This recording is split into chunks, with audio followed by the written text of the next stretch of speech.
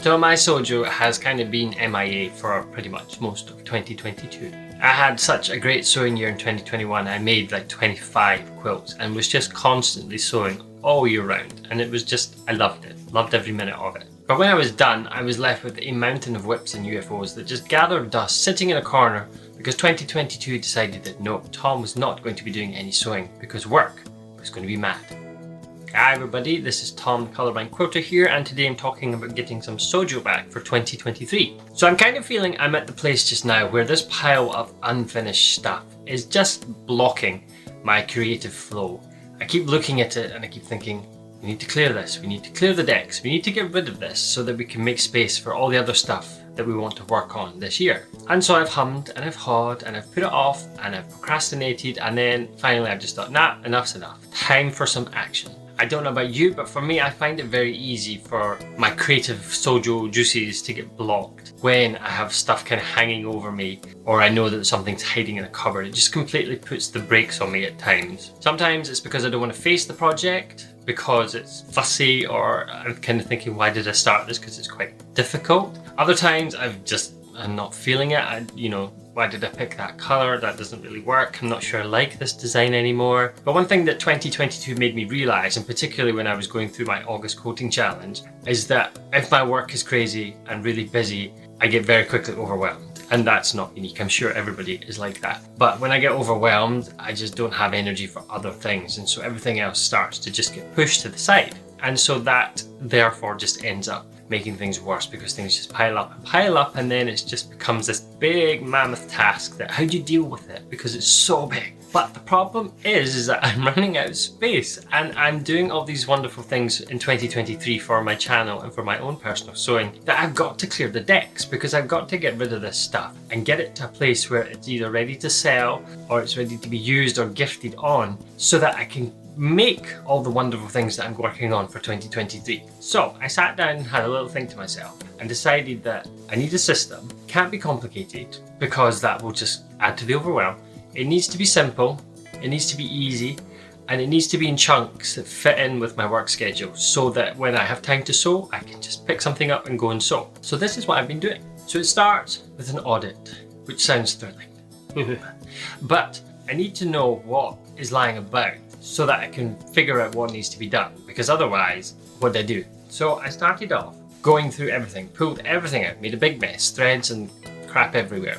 But I gathered up all the projects that I had and put them into kind of distinctive piles. I could then make a list on a project tracker that I've set up. And so I made myself this little project tracker, and there'll be a link in the description below that you can download that for free. You don't need to put your email address or anything in. You can download it and you can use it to help you get organized with your projects. So these are the piles of projects that I have. I've got tops that are not finished being pieced.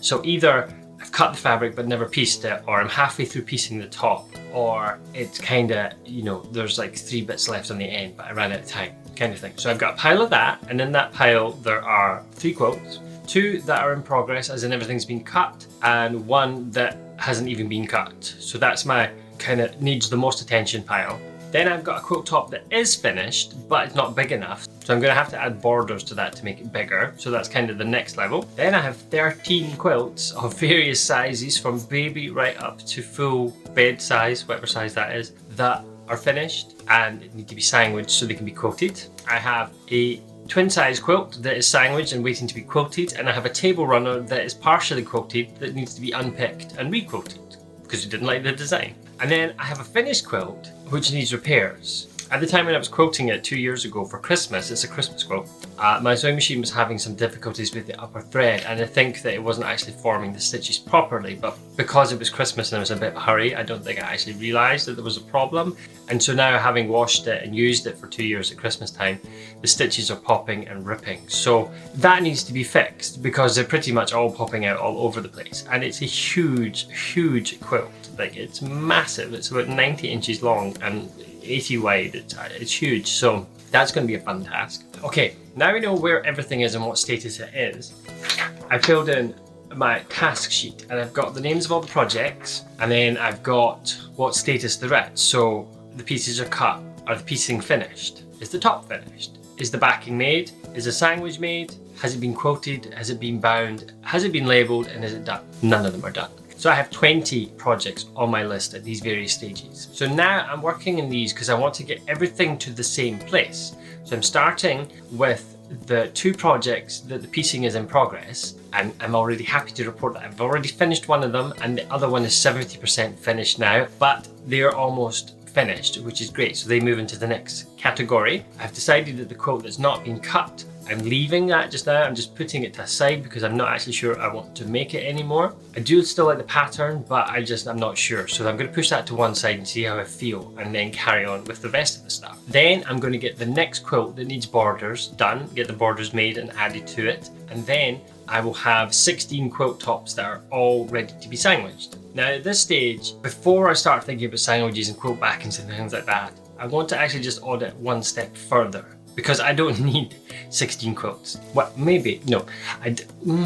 But what I want to do is I want to separate them into piles. Now a lot of them are small baby size quilts, and I deliberately chose to make them when I was doing pattern tests because I thought they would look good as video backdrops. I want to separate them into 2 piles. A pile that I will use for video backdrops, and they will get a cheap fabric backing, something, like calico or something like that that's not expensive, because nobody is going to see the back when they're like sitting like this. So they will go into one pile, and then another pile will be everything that I'm going to keep or gift, and they will get nicer backings. And then a third pile of stuff that I intend to sell to get nice backings as well. Then I'm going to go through all the fabric that I have lying around, and I'm going to find all the backings that I purchased to go with various projects. Then I'm going to see what other bits of fabric that I have lying around, and I'm going to make myself a pile of fabric that can be used for each of those 3 piles. Probably I'm going to have to order some cheap backing fabric for the video backdrops, because I don't think I have anything like that in my supply. But once I know what backings I've got, I'm going to start to assign them to projects. If I don't have enough, I'm just going to order something fairly neutral, like Moda Grunge in a light grey or something like that, and an extra wide, a couple of meters, and then that can just get loads of projects into that one piece of fabric. I don't need to worry about batting because I think I have about 15 meters of the stuff lying about in bags and on bolts and things like that, so batting is not a problem here. Once I've done that, I'm going to take all of them and get them all sandwiched so that I'm sitting with a pile of 18 quilt tops ready to be sandwiched. And then comes the fun part, the planning of the quilting design. And so I'm going to be doing all of that digitally, and I'm going to be making videos showing you me planning these designs, and then a video talking about how I do it. So they'll be coming up in the future so that you can follow along and see how I do that. And then it's time for quilting. And so I will be taking the designs and working through them and just slotting them in where and when I can, doing a little bit at a time. And then if I'm not feeling like quilting, I'm going to sit and work out all my binding requirements so that I can have a big binding cutting session, or I've got 15 minutes so I can sit and sew binding strips together and then get them on spools and ready to go when the quilts are finished. And then I'm going to quilt them in the order of the one that's been waiting the longest. There has been a UFO that has been sitting sandwiched as a quilt for almost 3.5 years now. So I'm going to do that because that's another block that is holding me back, and I want to get it finished and get it out the door. And I feel that that will help further clear any blockages that are stopping my creativity. So that one's going first, and then I'll just work on the rest in any order that the mood takes me. And for the quilt that needs to be repaired, that's a kind of different kettle of fish because there's a lot of prep work to do before I can actually quilt that. So that's the kind of thing I can see myself sitting in front of the TV with a seam ripper, just picking and pulling stitches out. And what I'm thinking is I'm going to take the binding off. I wasn't sure about taking the binding off. I thought I might be able to leave it on and just kind of disguise the start and stop points hidden in the binding seams, but I'm not sure that that's going to work the way that I think it will. So I think what I've decided to do is just strip it back to sandwich, take the binding off, rip all the quilting seams out, and probably will have to rebaste it with spray or tacking stitches because it has been washed and it's probably washed any spray base away. So I'll kind of deal with that when it comes with it. But that's the kind of thing I can sit in a meeting and just pick stitches, or sit and watch TV and pick stitches, and it doesn't turn into this task where you're just like, I don't want to do this, but you can still get it done. So that's the plan for that one. And then some of the other tasks that are on my list, I've talked about kind of auditing the backing and binding fabric, that I have to make sure I've got enough, and if I don't, ordering it in so that everything is to hand and everything's there. There's no kind of, oh well, I can't do this today because I don't have that kind of stuff, that kind of procrastination going on. I want to get everything that I need together and sorted and organised into boxes. Also want to make sure I've got a good stock of quilting threads in, making sure I've got plenty of bobbins wound, and then they're all there and ready to go. Probably also going to need quite a few cans of basting spray, so that's probably going to be inexpensive. So I'm going to see if I can find a January sale and maybe get a box of 6, because I will use them. And then finally, I don't actually have any quilting labels. It's been one of those things on my to-do list for many years. It's like, oh, I must get quilting labels made. So I need to get some quilting labels. So anybody in the UK or the Europe that has any recommendation for places to get quilting labels, I would love some tips or guidance on that. So drop me a comment or pop me an email, hello@thecolourblindquilter.com, if you've got any recommendations, please. That's everything that I'm working on. This is what I'm aiming to get from this, okay?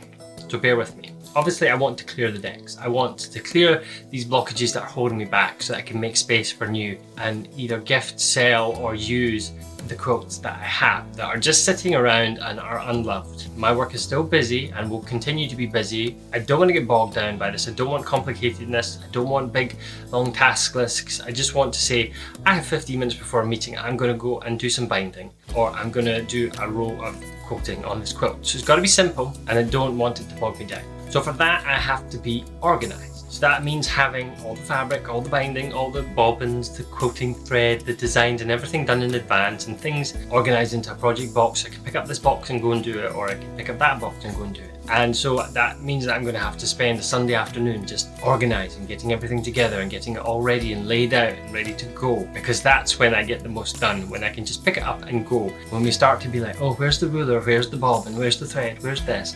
Oh, I can't be bothered, I'm just going to go and have a cup of tea instead. But I know why I'm doing this, and I'm excited to do this because I'm making space for new stuff. Really excited and looking forward to doing them. So that's kind of motivating me to get these projects finished. Now, it does help me to be accountable, you know, when you have people that are, how are you getting on with that? Or, you know, what happened to that project you were working on? That really kind of helps me when I'm kind of like, because let's face it, we all have this moment. So I'm going to post updates about this in like March and then June.